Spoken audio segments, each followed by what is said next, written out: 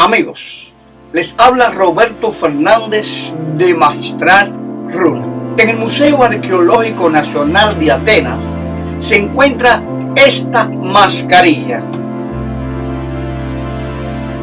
Es una mascarilla micénica realizada en una lámina dorada llamada Máscara de Agamenón. El nombre Agamenón me llamó la atención por un programa en Cuba que yo miraba en mi juventud.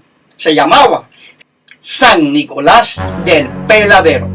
Y había una alcaldesa que llamaba a su mayordomo Agamenón de una manera muy fina. Pero al no responder rápidamente, ella como que se enfurecía. Y esa finura que tenía se le iba para Washington. Era algo así.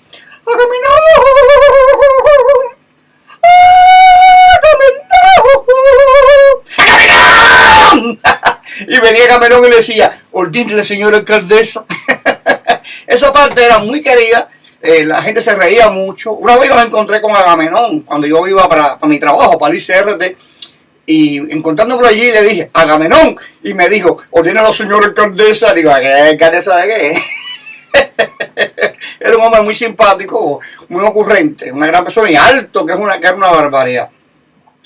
Resumen, que según mis investigaciones, la civilización micénica se desarrolló en el período prehelénico del Heládico reciente, es decir, al final de la Edad de Bronce, entre 1600 y 1200 antes de Jesucristo, y representó la primera civilización avanzada de la Grecia continental con sus estados parciales, organización urbana, obras de artes y sistema de agricultura. Entre los centros de poder que surgieron en su seno destacaron Pilos, Tirinto y Midia en el Peloponeso, Orcómeno, Tebas y Atenas en la Grecia central, Yocor en Tesalia y Troya,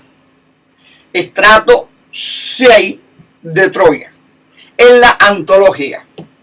Sin embargo, la ciudad más interesante fue Micenas, ubicada en la Argólida y que da nombre a toda esta civilización. Para que lo entiendan, los asentamientos influidos por Micenas también han aparecido en Epiro, Macedonia, Anatolia, el Levante Mediterráneo, Chipre e Italia. Es interesante, ¿verdad? Pues sí.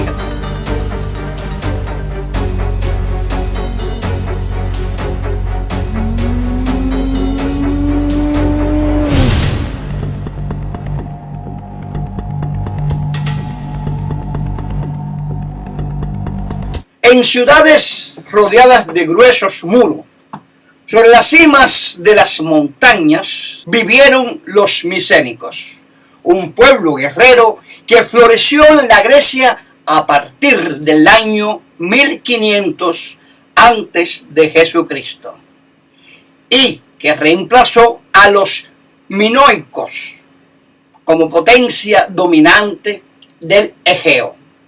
Sus gobernantes eran reyes guerreros que vivían en grandes palacios, cuyas salas del trono estaban decorados con frescos y desde las cuales se dominaban las tierras conquistadas. Sus principales ciudades-estado fueron Argo, Pilos, Tirinto y Micenas. Aún hoy se yerguen las ruinas de Micenas sobre la planicie de la Argólida, en el sur de Grecia. Los visitantes entran por la puerta imponente, puerta de 2 leones, que son los defensores de la fortaleza.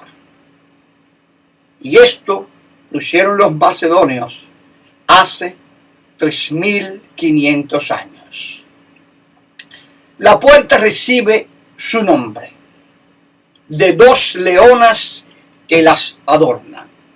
De la puerta salió un camino hacia el Palacio Real, que consistía en un conjunto de casas y un edificio principal con varias antecámaras, dormitorios y bodegas construidas alrededor de un megarón o sala principal, sostenido por 4 delgados pilares. Es importante destacar que la sala estaba dominada por el trono y por un hogar piano y circular, con chimenea de madera y fogón de barro. En las paredes habían escenas de cacería pintadas en vivos colores. Piso y techo estaban cubiertos de mosaico. Y lo digo para que sepan que en aquella época ya se había descubierto y trabajado el mosaico, ese piso que parece de mármol. Aquí vivía el monarca, rodeado de cortesanos, guardaespaldas, hermosas mujeres con los pechos al aire o desnudos, criados y esclavos. Muchos hombres eran barbados, aunque sin bigote, y usaban el pelo hasta los hombros. Adyacente al palacio se construyó una serie de casas de 2 y 3 pisos, sobre terrazas excavadas en un costado de la colina. Ahí vivían administradores, recaudadores de impuestos, terratenientes y los seguidores, o sea, los nobles y amigos más cercanos del monarca.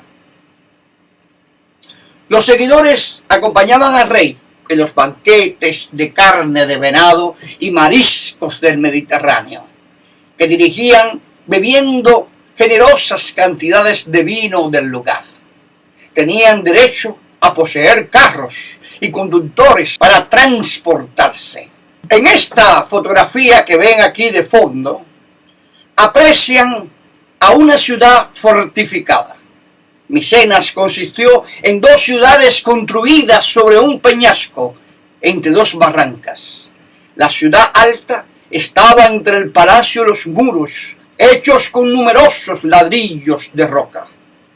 Se creía que los cíclopes, místicos gigantes, con un solo ojo, habían construido los muros para Perseo, fundador y primer rey micénico. La ciudad baja se extendía por las laderas, fuera de los muros. La cacería era uno de los pasatiempos favoritos de los terratenientes micénicos, más acaudalados. Los leones que abundaban por el campo eran perseguidos por los cazadores subidos en carros, o por grupos de cazadores equipados con arcos, flechas y lanzas. También los soldados micénicos gustaban de la cacería de leones y a ellos dedicaban sus días francos.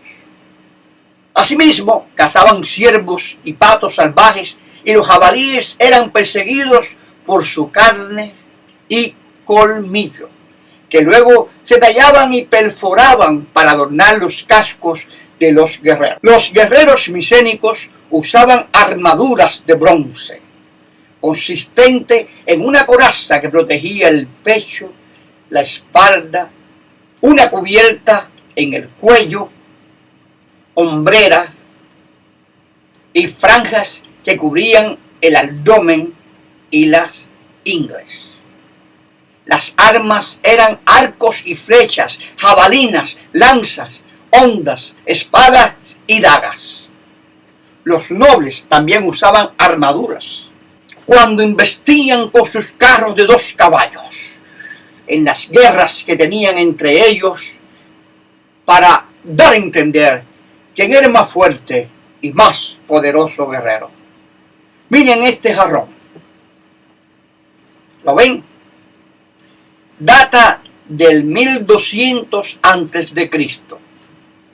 Y este también. Bueno, en realidad es el que data de 1200 a.C.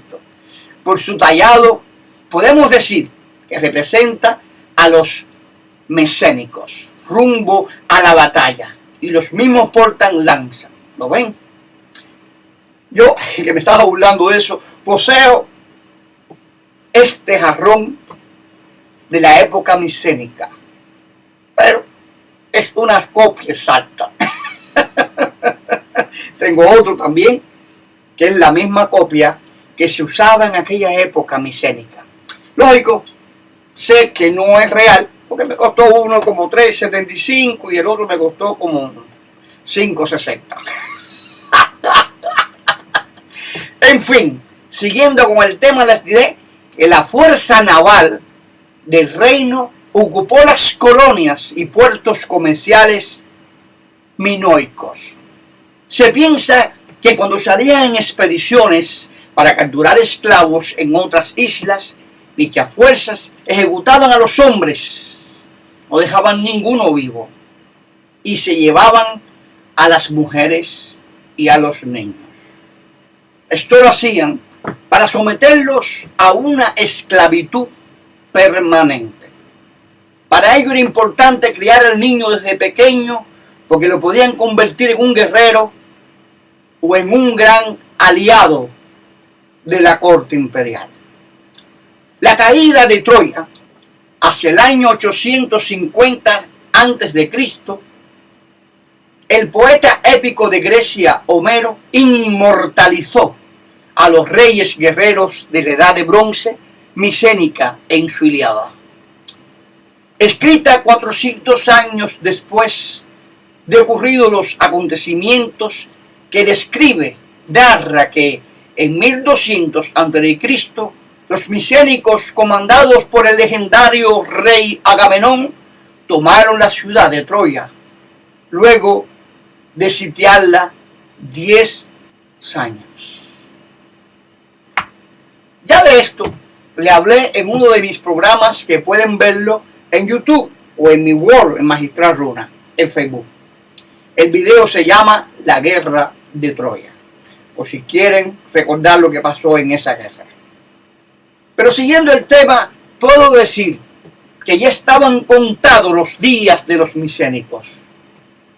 Y es entonces las gavillas de piratas mediterráneas, conocidas como pueblos del mar, cuyos asaltos fueron repelidos en Egipto, cortaron las rutas comerciales de la Grecia continental.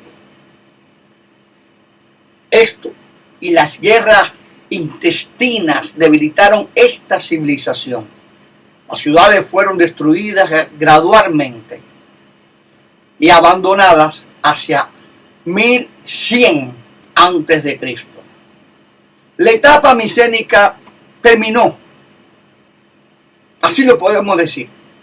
Así fue como desaparece Grecia y surge Roma. Estudiar a los micénicos es fascinante. ¿Por qué? Y se lo juro, jamás pude imaginar que los gobernantes micénicos fueran los primeros burócratas del mundo.